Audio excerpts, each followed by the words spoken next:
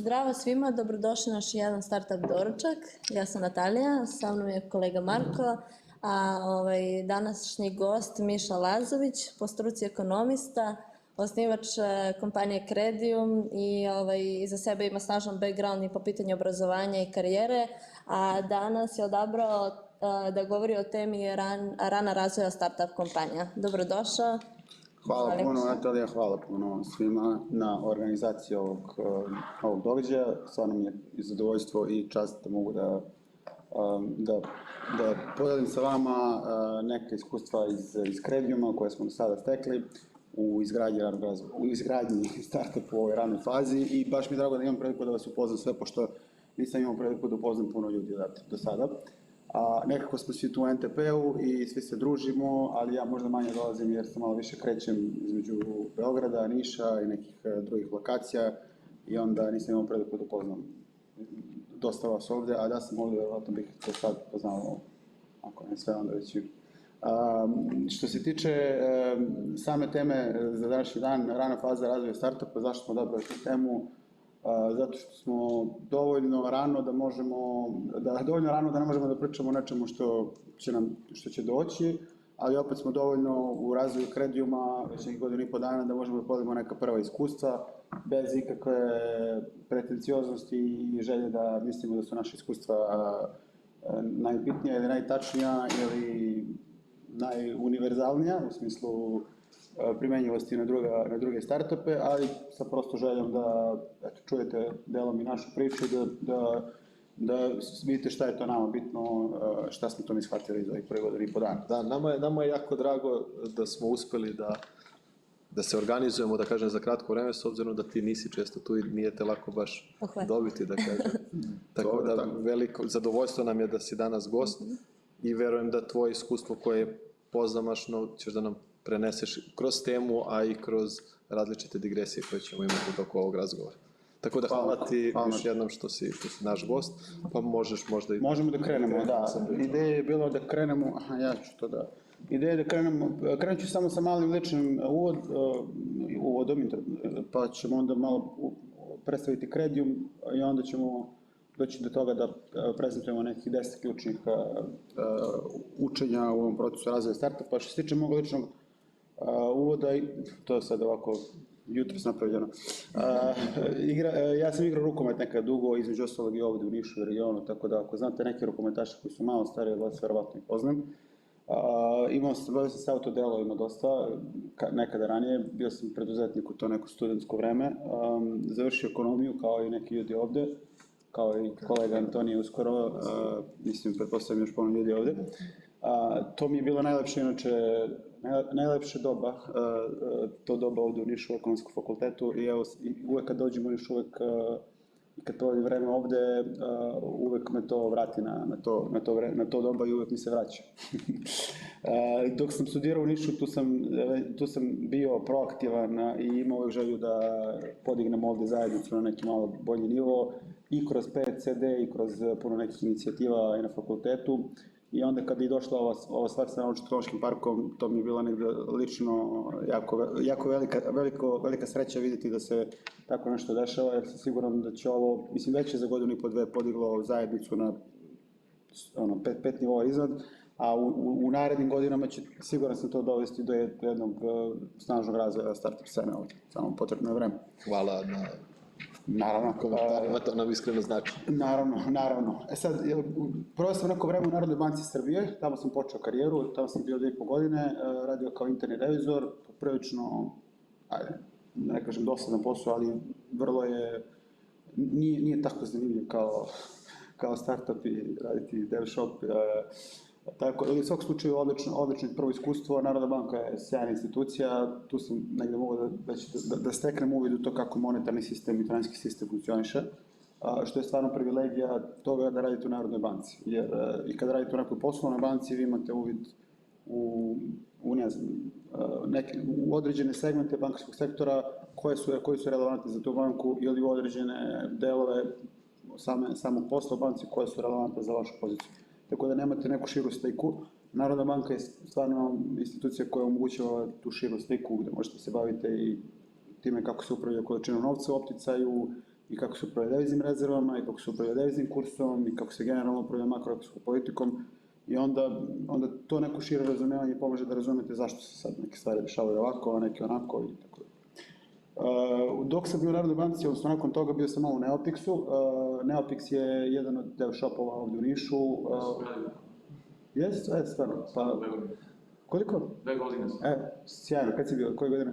Pa sad do kraja 2021. sam bio. Odlično, super. Ja sam bio 2015. godine, tako da promašio sam se. Neopixu sam bio baš pre tog MBA, radi se MBA na Oxfordu.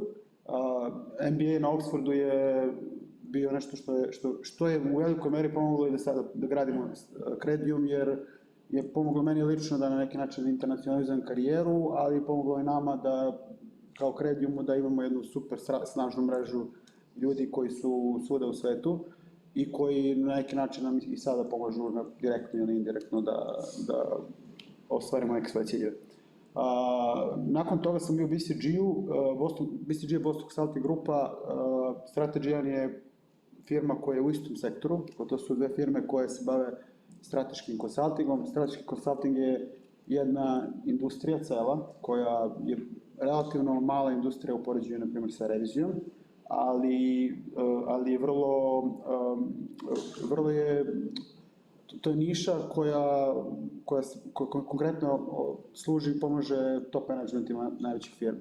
Dakle, mi smo se bavili savjetovanjem, ja sam konkretno bavio savjetovanjem najvećih banaka ovdje u regionu, na Bliskom istoku, radio sam preko 10 bankarskih tržišta, uglavnom sa C-level egzekutivima na najrazličitijim temama. Obično su to bile teme koje su bile jako urgentne, stresne, teme koje oni sami nisu mogli da reše iz bilo kojih razloga, bilo da nisu imali dovoljno kapaciteta ili nisu imali taj neki skill set u svojoj organizaciji i sam posao funkcioniše tako što ostavio neki tim od po 4-5 ljudi, pošli su u Kuvajt da uradite strategiju rasta za, ne znam, drugu kuvajtsku banku koja je trenutno tonu svi brodovi i koja hitno žele da se vrati put rasta i onda vi dolazite kao neki mesija spasitelj na kuvajtsko tržište i imate 2 meseca da, ne znam, ili par nedelja da skontate kako tržište funkcioniše, konkurencija, da skontate šta se dešava sa organizacijom i da onda u nekih narednih 2-3 meseca zajedno sa tom ekipom definišete, sa njihovom ekipom, da definišete neku strategiju rasta koja ima smisla. To je ujedno isto puno pomoglo i da razvijemo Credium jer smo kroz ta neka iskustva uspjeli da ostvarimo kontakte sa puno banaka i finansijskih institucija. Na kraju Credium, tu je i Glober, radimo također pored Crediuma, imamo još jednu aplikaciju koja pomaže bankama da optimizuju mreže. Malo sam predugo pričao o sebi, sad sam shvatio. Moram reći, ovo mi je prvi put državno prezentaciju, sad ću moram skratiti da... Dobro, pozavidna karijera, tako da ne treba da se preskače. Vratit ću ovako na pola, samo ću svako drugo da izbacim sljedeći put. Dobro. Sad, kratko o Crediumu. Ono čime se mi bavimo su stambeni krediti i nekretnine. Vrlo kratko. Da ne zalazim u biznis modele jer postoji zilion nekih različitih biznis modela i to bi trebalo da bude neko posebno predavanje kada bi pričali o tome. Trenutno radimo u Srbiji, lansiramo u Dubaju, u Emiratima, baš sada. U Americi smo već lansirali biznis i polako ga razvijamo. Imamo 20 ljudi u timu, zavisi kako gledamo, ali uglavnom kada su u pitanju full time ljudi, to je već nekih 20 ljudi i 7 ljudi u Nišu.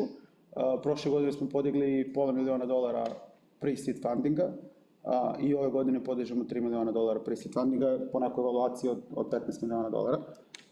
Tako da smo već podigli neki određeni novac koji nam omogućava da ostvarimo ove ciljeve. Među investitorima su nam Flat6 Labs koji je fond odnosno to je fond na Bliskom istoku koji ima više podfondova u različitim zemljama. Konkretno fond koji je investirao u nas je fond koji je podržan od strane Abu Dhabi Sovereign Wealth Funda, Abu Dhabi državnog fonda. Abu Dhabi ima 2 državna fonda, jedan se zove Badla, drugi se zove ADQ. Nas podržava konkretno taj ADQ indirektno, pošto to u svetu, a i na Bliskom istoku funkcioniše tako što ti venture capital fondovi koje sve negde vidite, oni svi opet uzme novac od države neki. Ili od nekog velikog penzijskog fonda, ili od nekog ili od Evropske unije i onda oni upravljaju tim novcem. Tako da fondovi od kojih smo mi uzeli novac su fondovi koji su uzeli novac negde od države Abu Dhabije.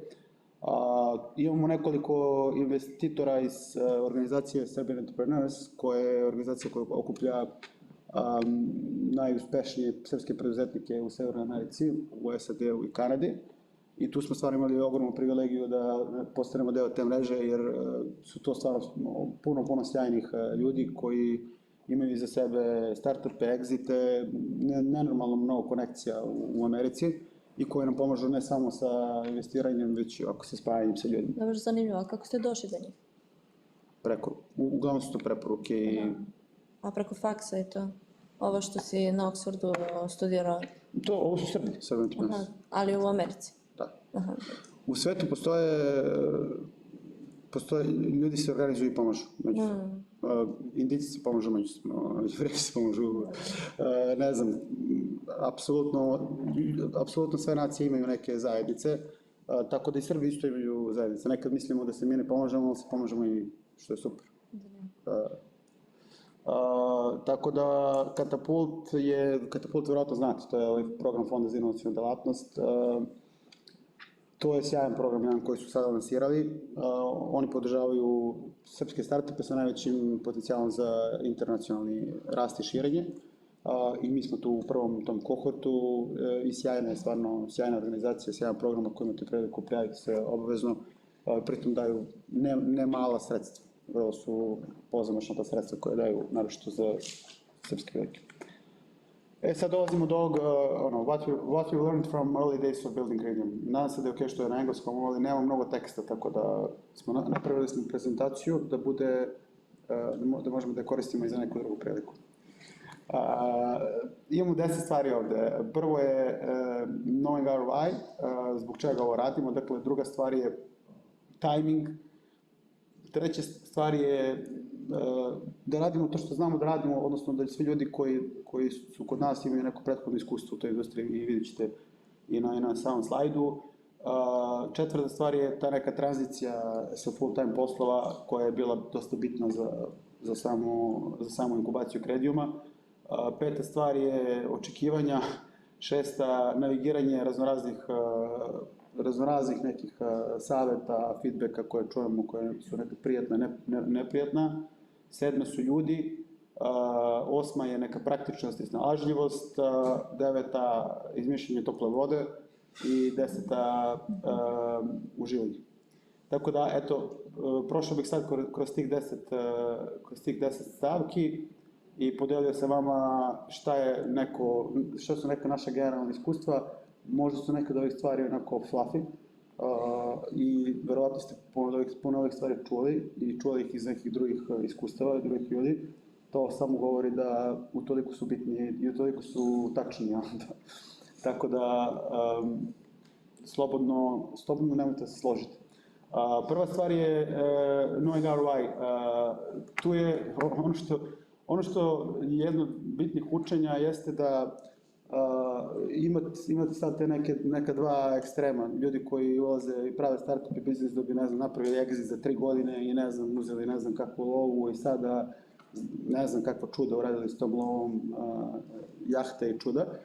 I imate, taj neki drugi ekstrem gde sad ljudi hoće da spasu svet i, reše problem globalnog zagrevanja kroz startup. I jedan i drugi pristup su validni, postoji nešto između. Ono što je bitno je da znate gde ste i zbog čega ste tu. Ono što je neka moja obzervacija, sam upoznao puno foundera, stvarno sam upoznao puno foundera, što u Srbiji, što u inostranstvu. Malo je foundera koji su na ovoj levoj strani. Mislim, malo je i foundera koji su na desnoj strani, obično to neki social enterprise, social impact venture, ali na levoj strani je baš malo. Foundera koji su donekle dovedeni njihov startup, jer to stvarno baš prestane da bude bilo kakva, kod ljudi koji su dogurali mnogo da ide u Credium, ne pričam o našoj fazi, prestane da bude bilo kakva neka motivacija. Da. Zato što motivacija da se uradi nešto što ima impact, motivacija bude da se radi sa ljudima sa kojima želiš da radiš, da uživaš u tome i to je to. Mislim, kažu da je obično put do cilja uvek zanimljiviji nego samo stizanje na cilj. Tako to da ćemo do 10. tačke. To je 10. tačka. Ali dobro, to razumijevanje zbog čega se to radi se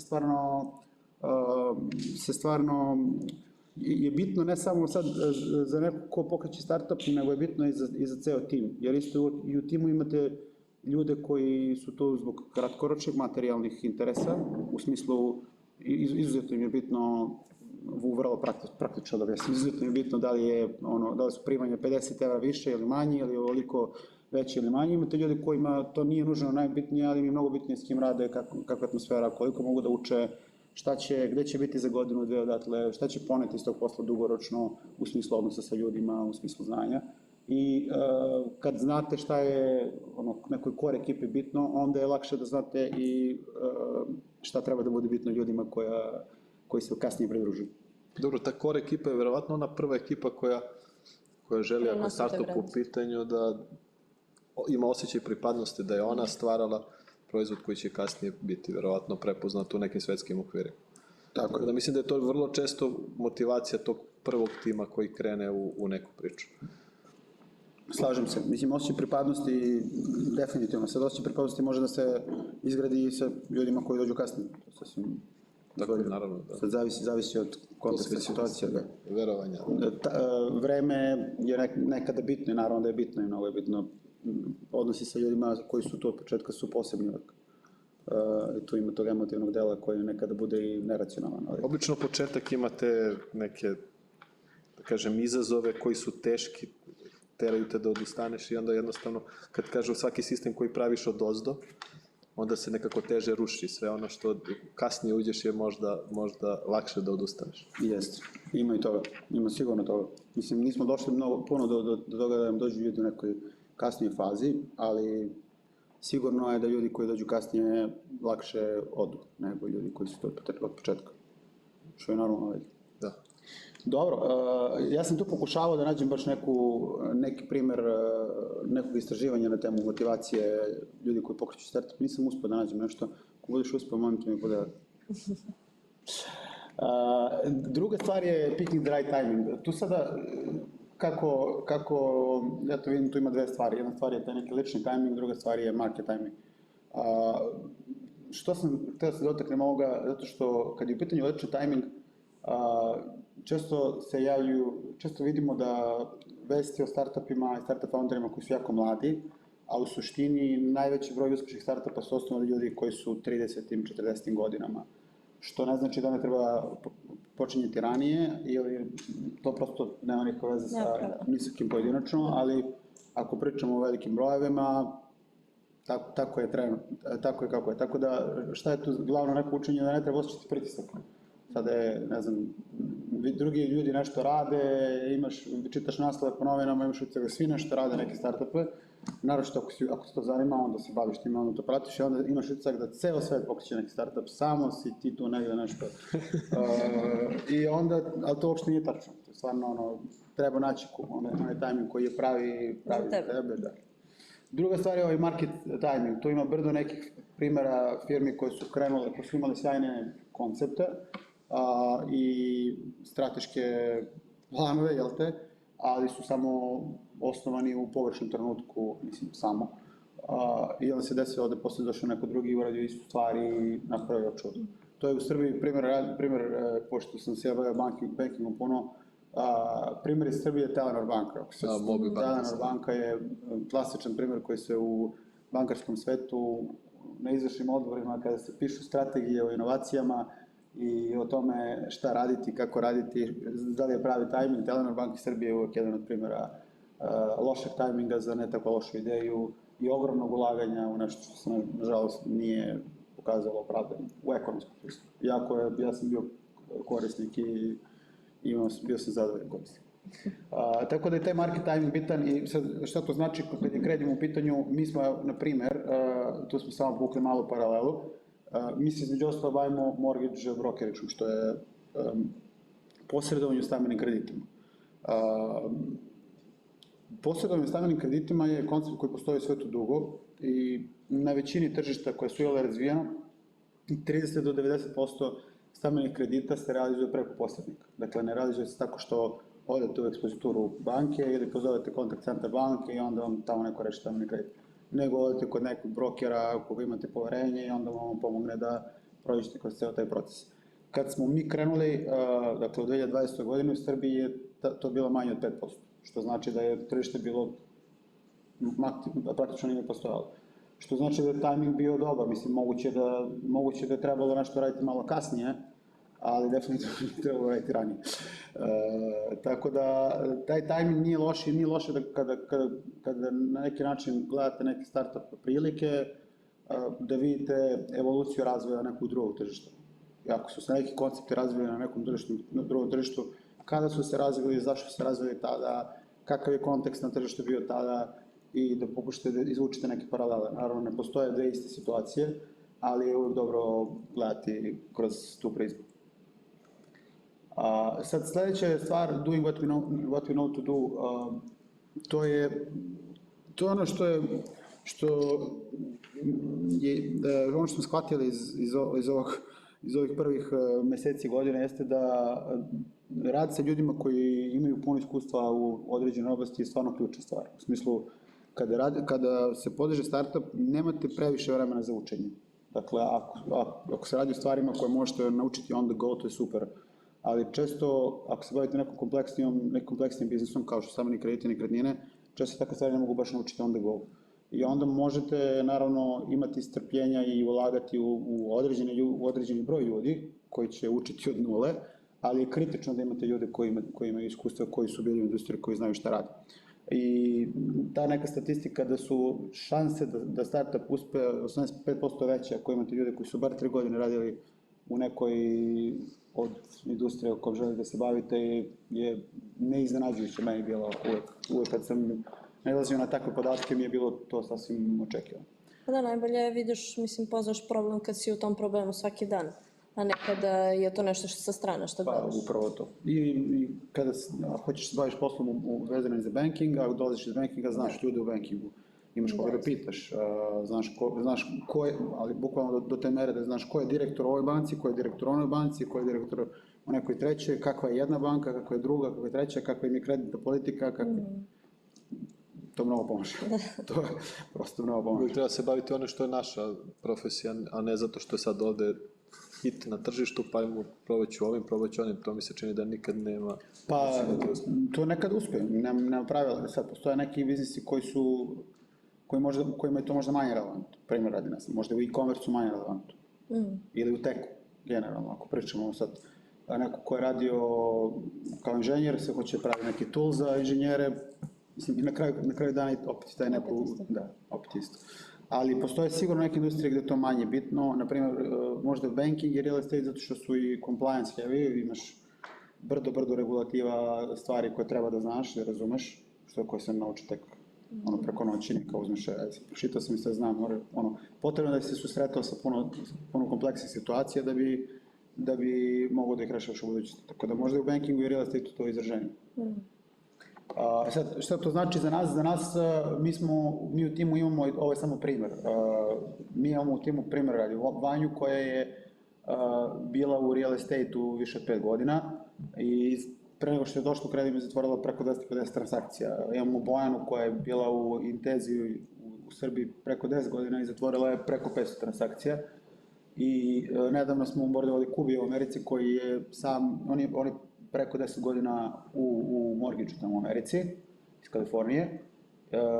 I on je sam zatvorio, ova brojka nije skroz tačna, on je sam zatvorio 500 miliona, dakle ima jedno novo više ova brojka. On je sam zatvorio 500 miliona dolara mortgage-a, što znači da neko ko je to radio već, tako da to su nam stvarno kritične stvari i za klijente i za uspeh biznisa, jer suprotno jako je teško da zatvorite prvi mortgage u Americi sami, ako to niste nikad radili. Dobro, sledeća stvar je tranzicija iz neke role full-time posla u neku rolu full-time start-upera. Sad, ovo je, Ovo je jako bitna stvar zato što često čujemo od različitih mudraca iz VC i startup sveta kako treba, ako praviš startup, moraš odmah sve i odmah, ne znam, ostavi sve, samo to. I to je isto, mislim, ima mnogo istine u tome, ali ima mnogo istine u tome da svako ima neku svoju situaciju i da je to sve tranzicija i da se stvari baš ne rade tako što mi kažemo džajbu. U Americi verovatno malo više, jer u Americi je fundraising drugačiji, fundraising proces se desi za 2 nedelje i ti dođeš, skupiš ekipu, za 2 nedelje si dobio čekove i kažeš ok, mi sad idemo, nemaš ni otkazni rokove u Americi, nemaš ništa, i onda kažeš mi sad idemo, ja se fokusiramo, ne znam, dobili smo ogromnu rundu i naravno da ako smo dobili ogromnu rundu nećemo da radimo 2 posla istovremeno. Ali u Evropi, u istočnoj Evropi naročito, to nije nužno slučaj. I na nivou foundera, a i na nivou generalno pojedinaca koji se pridružuju timu. Često se isto desi da ljudi s kojima želite da radite, i to se nama puno puta dešavalo, da smo možda htjeli prvo, iako smo želeli da neko dođe kod nas full time, želeli smo da prvo krenemo da radimo nešto part time, da vidjeli kako nam ide. I mnogo puta nam je to bila jako pametna odluka jer se desilo da nam u stvari ne ide dobro i da smo krenuli nešto full time i vjerovatno napravili grešku ne samo mi nego i taj neko. I ta tranzicija generalno jako bitno učenje, ne treba žuriti previše, treba biti brz, ali ne treba biti ishitren. Tako da, to je otprilike to, ovo što stavili don't burn the bridges, je opet jako bitno. Meni je lično, ja sam ovdje iz konsultinga,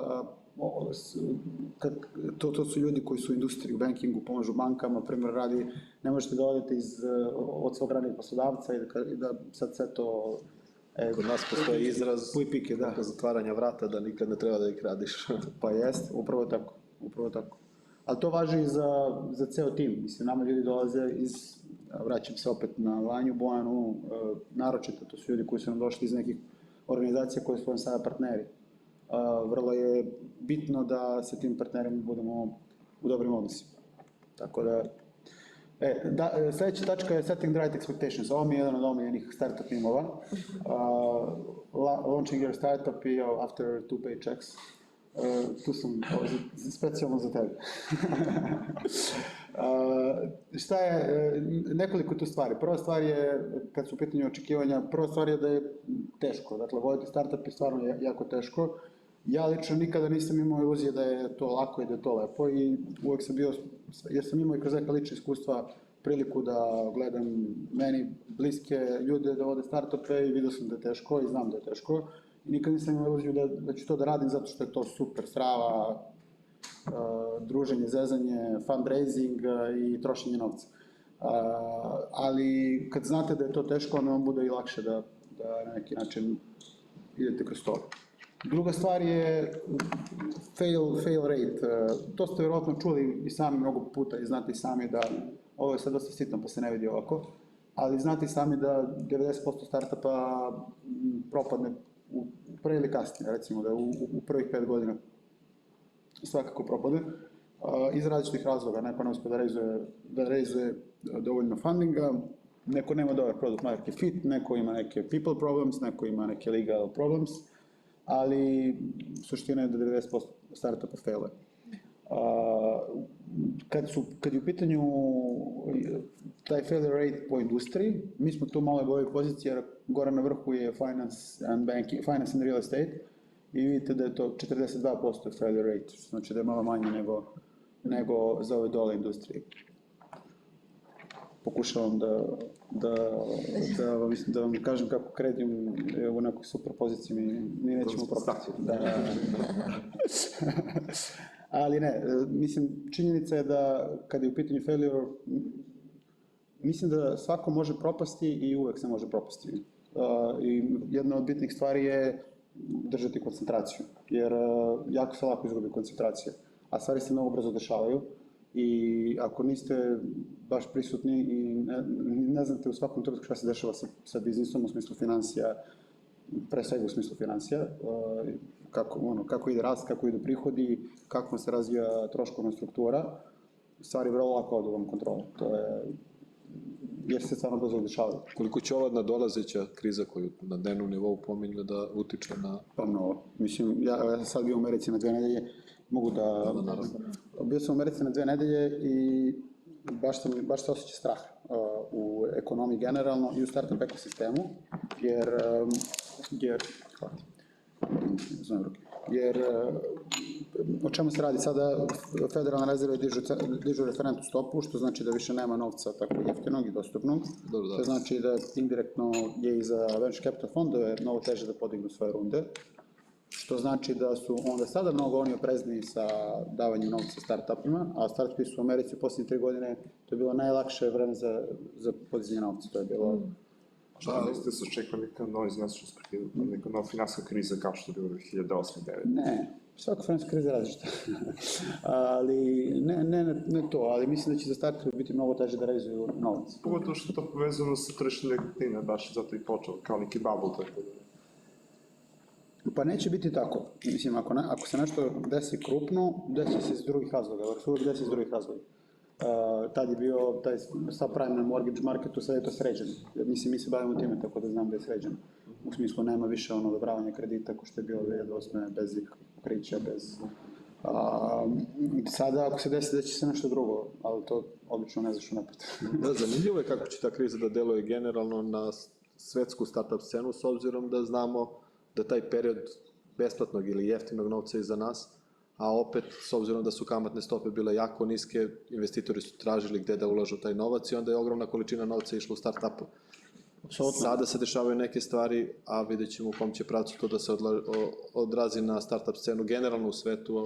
U Americi je, mislim, kad pogledate posljednja 2 kvartala, količina novca koja se investirala u startupe je drastično pala, tako da to je već... Znači već vidimo. Da, tako da i startupi dižu mnogo manje novce. Kada pogledate šta rade najpoznatije imena u Americi, na primjer Y Combinator, koji je čuveni akcelerator, najveći akcelerator na svetu, oni su pre 2 nedelje poslali jedan mail, ovoliki mail svim founderima, gde su im rekli vi ste odgovorni da vaša kompanija preživi.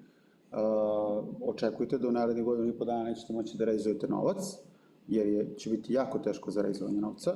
I nemojte dolazite kod nas da mi pomožemo da realizujete novac, nego se snalazite kako znate.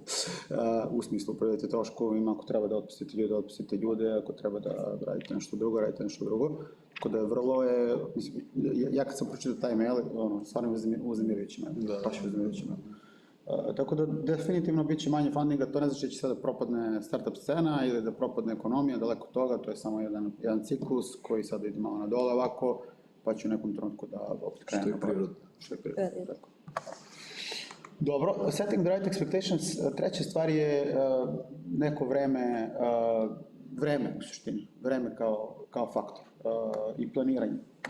Kada se bavite planiranjem u startupu, planirate više stvari, planirate financije, planirate rast, planirate generalno šta ćete raditi u smislu vašeg go-to-marketa, šta ćete raditi u smislu zapošljavanja i širenja tima i svim tim stvarima dajete neku vremensku odredicu za koliko možete uraditi šta. Ono što sam ja naučio jeste da šta god da planiram da uvek pomnožim sa 3, jer da li zato što sam mnogo optimističan ili zato što je svet spor, vjerojatno zato što sam ja optimističan, ali on sam vidio ovu statistiku, ovu brojku da u proseku startupima treba 2-3 puta više vremena nego što su planirali da validiraju stvarno svoju ideju. Sad, nama se to ne dešava konkretno za validaciju ideje, da smo mi ideju validirali, ali nam se stalno dešava sa nekim drugim stvarima, da li je licenciranje, inkorporacija, pravne stvari, uvek stvari traju mnogo duže nego što se planiralo i to vam uvek utiče i na planove, i na raspoloženje, i na puno drugih stvari. Tako da, generalno, nešto što smo naučili jeste da je to neki maraton, dugoročna igra, da treba dati sve od sebe da se stvari desi što pre, ali se stvari neće desiti preko noći. Čak i kada pričamo o prosječnom vremenu koje je potrebno za neki startup da uspe, u smislu da, ne znam, u Americi da ode na berzu, ovo je neka statistika desna, ovo na Y nosi su godine, sad ne vidite možda ovdje su sitna slova, ali prosječno vreme da neki startup ode na berzu je 6-7 godina. Od trenutka kada je dobio prvu VC rundu.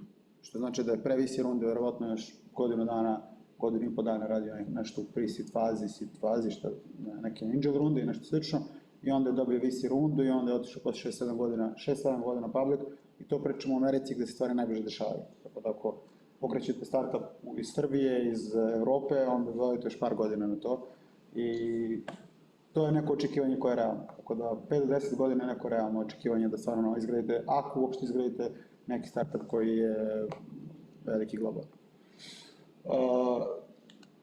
Dalje, sledeća stvar je navigiranje svih tih nekih poruka koje se čuju. I ovdje nije toliko specifična poruka, ali suština je da stvarno kroz ceo proces gradnje startupa čujete raznorazne poruke, savete, feedbacke koji su svi relevantni i treba ih uzeti itekako u obzir, ali je jako bitno da vam ne skreću fokus put ka cilju. Tako, da ne utiču na ono gde idete. Ovo je i za životnu filozofiju. To je i za život, da. Da, baš je teško kako da razdvojiš dobro od loše, mislim, kao savete. Šta je ispravno, šta je. Tako. Mislim, treba čuti sve, treba im uzeti itekako treba uzeti u obzir svaki savet, jer mnogo saveta koje dobijete su apsolutno neprocenjivi, ali mnogo saveta su tu na neki način samo da vas potencijalno uznemire i da vas potencijalno skrenu s pažnje, da vam skinu fokus, a ne treba to da se desi, treba da idete dalje. Tako da u početku je to verovatno teže, u početku mnogo teže se prehvataju neke stvari i mnogo teže se prolazi kroz različite vrste feedbacka, onda vremenom se i to nauči. Mi smo dobili različite feedbacke, stalno smo dobili feedbacke it's too early, na primjer pričamo sa venture capital fondovima, ranije kad smo bili baš na početku smo dobili feedback da malo je rano za nas, ajde da pričamo malo kasnije pa ćemo vidjeti. Sad smo skoro dobili prvi put feedback it's too late od jednog venture capital fonda i ja sam onda rekao tom čoveku, a igrom slučaja poznanik, rekao, baš sam je sad obradao, prvi put smo dobili feedback it's too late, znači da smo nešto uradili. Odnosno da smo se pomerili malo u celom ciklusu. Tako da puno je tu nekih stvari koje, dobili smo razne feedbacke, da nam je market mali, da dobili smo feedback u nekom trenutku da kompanija može biti 1 billion large company, but we cannot see it being a 10 billion large company. Sad, da li je to validan feedback? Ja mislim da to uopšte nije iskren feedback. Jer tu je onda neki feedback je u stvari nešto drugo. Feedback je u stvari vi niste taj tim koji mi hoćemo da podržimo, ili ja ne verujem da vi to možete da radite. To je u stvari neki feedback. Ali nekada ne dobijete, nekada ljudi kažu nešto drugo što je možda bullshit, uslovno rečeno, ili što tako izrašavam, zato što neće da vam kažu ono što možda stvarno misle. Sad, kad dobijete 100 ili 50 ili 1000 takvih nekih reakcija, onda malo možda i naučite da vidite šta je to što je bitno, šta nije bitno. Na kraju krajeva, listen to your gut. Da, upravo to. Kako se ti osjećaš. Upravo to. Dobro, sledeća stvar je choosing people, investors and advisors. I ovde imamo dakle, ljudi, investitore i savjetnike. Što se tiče ljudi, ono što mi radimo, što nam je najbitnije, jeste da stvarno pre svega biramo ljude sa kojima možemo lepo da radimo, sa kojima uživamo da radimo, ljude koji imaju puno potencijala u smislu razvoja i ljudi koji imaju dobar karakter. Karakter je najbitnija stvar, jer to ne možemo da promenimo. To smo isto shvatili da to ne možemo da promenimo, tako da trudimo se da razumemo nečiji karakter što je ranije moguće, ako je moguće u recruiting procesu, ako ne na početku. Kad kažem karakter, opet to nije ništa sada neko ima loš karakter ili neko ima dobar karakter, nego da li ima karakter koji je fit za ono što mi radimo. Pošto prosto imate ljude koji su... Da se uklapa u korporativnu kulturu. Upravo to.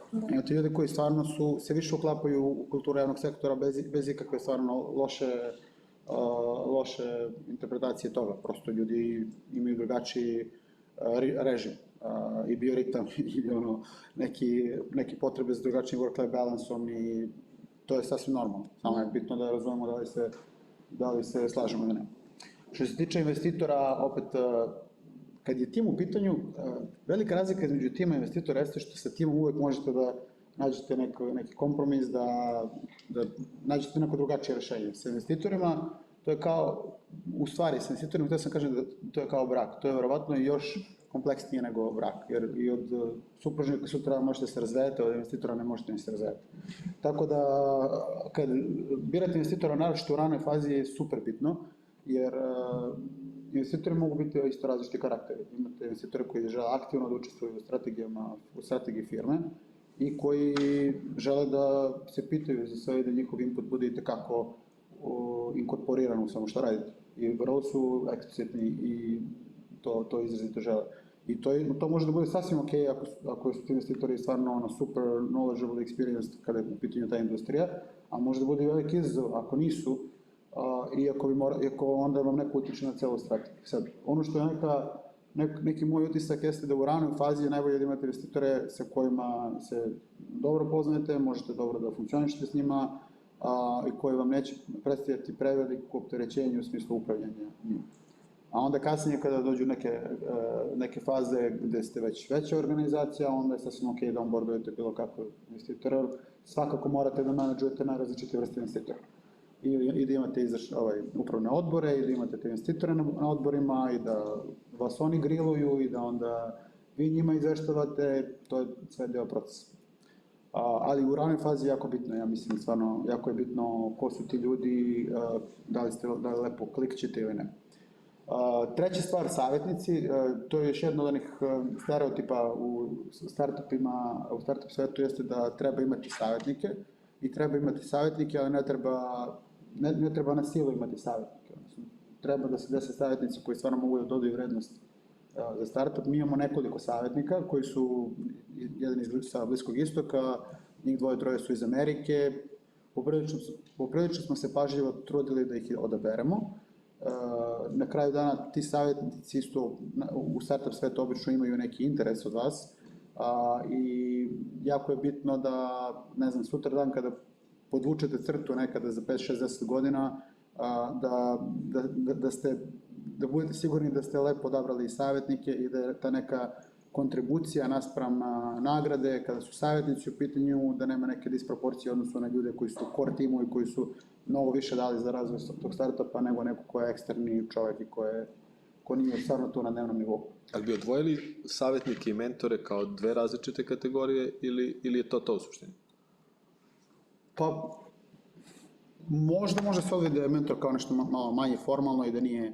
Ono što je specifično za savjetnike, bar u nekom američkom sistemu, je da oni dobijaju neki deo equity, to jesu neke male opcije, ali dobijaju i onda treba da značajno doprinesu razvoju firme. Ja na mentorstvo više gledam kao na nešto što je na ličnom nivou, u smislu, ne znam, neko ko je head of product, ima mentora i pomaže da se razvija kao head of product.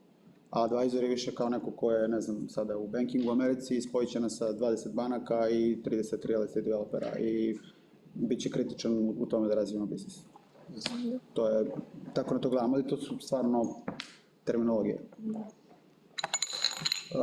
Dobro, što se tiče naredna tema je praktičnost i snalažljivost. Jako bitna stvar je to što ja kad sam se bavio konsultingom, u konsultingu dođete u veliku banku i onda im napišete strategiju, pa im onda napišete operativni model. U operativnom modelu kažete da biste vi sad realizovali ovu strategiju, da odete, ne znam, u Rumuniju i Bugarsku, podignete tamo neki biznis, vama treba takav operativni organizacioni model. Trebaju vam te vertikale, trebaju vam ti ljudi treba ovako da odgovaraju jedni drugima, sve to je lepo nacrtati i onda banka dođe i sune milione budžeta i kaže ajmo sad zaposlimo sve te ljude, da mi tu napravimo neku novu organizaciju i da to realizujemo. Sad, u startupu kada sve to krećete, to nije opcija i možete znate šta je neki target operating model, ne znam, kada budete stvarno podigli biznis, imat ćete tih 20 nekih pozicija, više manje, imat ćete takvu internu organizaciju. Ali da bi došli do toga da imate taj target operativni model, vi morate mnogo putem štapa i kanapa uspod da radite. I nemate luksus da zapošljavate full time ljude za sve pozicije gde biste možda volili da zaposlite full time ljude. I onda imate mnogo žongliranja Sad, žongliranje na nivou, ne znam, Upwork i Fiverr i angažovan ljudi sa Upwork i Fiverr, žongliranje na nivou da kod nas u timu pola ljudi bukvalno žonglira na dnevnom nivou između po 5 tema. Sad, to je super što su ljudi prvo sposobni da žongliraju, to je prva stvar, drugo što žele da žongliraju, ali nije možda dobro za njih u smislu njihovog nekog razvoja i specijalizacije. I generalno to žongliranje, stvarno jako bitno je da imate ljude koji su spremni da tako pristupaju. Ovdje smo naveli Friends and Family. I pitanje je verovatno održivosti na dugi rok. Pa da. Ali opet u početku je verovatno potrebno. Specializovanije ljude za određene konkretne funkcije. Ali to je ono kad radite tim, mali tim, pa onda je to verovatno neophodan proces. To je uvijek tako i u startupu, jedan čovjek radi više stvari. Tako je. Pa dobro da početi uvijek tako preko Upworka, Fiverra da nađemo neke radnike, ali se to duži rok da li je održivo. Da. Ne znam se. Pa nije održivo, nije ni potrebno, ali hoću da kažem, ljudi često zaborave na takve stvari i onda se misli da kao gdje sad da nađem nekog, kako sad neko da mi pomogne, pa onda kao preporuke. I ja sam to nekad u početku radio, sjećam, pitao sam mnogo više ljudi za preporuke nego što bih otišao na Upwork i video, ima tamo neko koji će neko nešto raditi. Pa da, naravno, osoba koje možda imaš poverenje, lojalnost. I to je idealan scenarij, ali nekada to nemaš i treba nekad brzo nešto naći. Dobro, Friends and Family Help, Friends and Family Referral, ista stvar, dakle, treba koristiti svoje mreže maksimalno, 250 je, evo završavamo uskoro. Sljedeća stvar je not reinventing the wheel. U suštini, postoji puno nekih stvari u razvoju startupa oko kojih treba biti stvarno pametan i treba ih analizirati za vaš konkretan slučaj i uložiti puno razmišljanja, ali postoji puno stvari gdje to apsolutno nije potrebno. Dakle, gdje postoje već načini kako se stvari rade, nema potrebe da se izmišlja topla voda. Jedna od stvari je primjer radi inkorporacija. Ako pokrećete startup i želite da to bude neki startup sa internacionalnim razvojem, definitivno treba to uraditi u Delawareu ili nekoj takvoj jurisdikciji. Nije teško, toliko nije ni toliko skupo, a mnogo pojednostavlja stvari i olakšava i u smislu fundraisinga i u smislu na primjer, stock opcija sutradan i u smislu onboardovanja advisora. Tako da to sam samo dao kao primjer, postoje mnogi drugi primjeri, na primjer investment instruments, mi tu koristimo neke proverene instrumente za onboardovanje investitora u Americi oko kojih nema puno pregovaranja. Postoje template koji 90% startup u Americi koristi u tim ranim fazama, template ugovori koje znaju svi investitori u Americi. I mislim, kad bi otišli u Ameriku i rekli, ja hoću da, ne znam, da pišemo neki ugovor od nule da bi radili investiciju u ranoj fazi, ne bi ljudi ni htjeli da investiraju vas. Bukvalno je dotle došlo da se zna, postoji SAFE kao standard contract, standard agreement of future equity i to je to što ljudi koriste. Tako da nema potrebe za pregovaranjem oko 100 nekih stavki, nego se samo pregovara oko šta je iznos i šta je valuacija. To je to. Tako da generalno gdje god možete da ne izmišljate toplu vodu, idealno je da vidite kako se to radi negdje i da li to već neko radi na neki standardizovan način. Da bih dodam, na primjer, jedna stvar koja je meni dosta značila, to sam čuo od Marije iz RRA, ne znam da li je Marko iz NTP-a znaju. Da što se tiče da bi bio izumitelj, ne treba izumeti ništa novo, to je to neka pogrešna koncepcija, može se i uzeti nešto što već postoji, samo da li vi imate neki način na koji biste vi to poboljšali i rešili neki već problem ili ga pospešili da deluje u širem krugu. Tako, na primjer, to znam da je meni dosta značilo, jer ja sam odbio šta sada izmislim kad sve postoji. Da. Ali eto i... Pa generalno, koncept, to je malo teoretska diskusija, ali koncept inovatora i preduzetnika, to nisu iste stvari. Većina preduzetnika nisu nužno inovatori. Su ljudi koji organizuju poduhvate i mislim, možeš da povučeš paralelu između nekog ko vodi političku kampanju, stvarno, i ko vodi, nešto slično, neku sličnu organizaciju, treba uključiti veliki broj ljudi, samo je možda definitivno kompleksnije, ali nisu nužno, mislim, Tesla i Edison, to je odlična analogija. Tesla je bio inovator, ali ovaj čovjek je bio neki tamo preduzetnik, sad da li je on bio, kako se kaže, etičan ili nije, to je druga stvar, ali to je paralela. Tako da ne treba izmišljati toplu vodu, ali treba primeniti neke koncepte inovacije na ispravan način, na konkretnu situaciju. Dobro, i posljednja stvar koju smo govorili na početku, enjoying the journey, ključna stvar, ovo je možda ono the fluffiest stvar, ali je stvarno jako bitna i mislim da kako vreme prolazi sve više je shvatamo i mi isto, jer u početku budu stvari i napetije i možda se i manje stvari dešava u početku, ali možda oko to manje stvari budete možda napetiji, nervozni i nesigurniji. Kako vreme prolazi, kako se sve više stvari dešava, onda, iako se sve više stvari dešava, vi u stvari sve više uživate. To je možda malo paradoksalno, ali ključna stvar, stvarno ključna stvar, jer ako toga nema, onda niko nije srećan u cijeloj priči, onda zašto to radimo? To je otprilike to, ljudi. Mislim da to je tih 10 tačaka. Nadam se da je bilo iole korisno ili zanimljivo. Možemo sad, hoćete da nešto pokrijemo? Jako korisno, hvala ti puno. Mi bismo sada odjavili, da kažem, ovaj deo koji se tiče snimanja, pošto to ide posle na društvene mreže, i prelazimo neku neformalniju atmosferu da uz doručak prisutni mogu da pitaju sve. Hvala ti još jednom puno. Hvala vama. I vidimo se, nadam se, uskoro. Hvala puno. Hvala puno svima ljudi.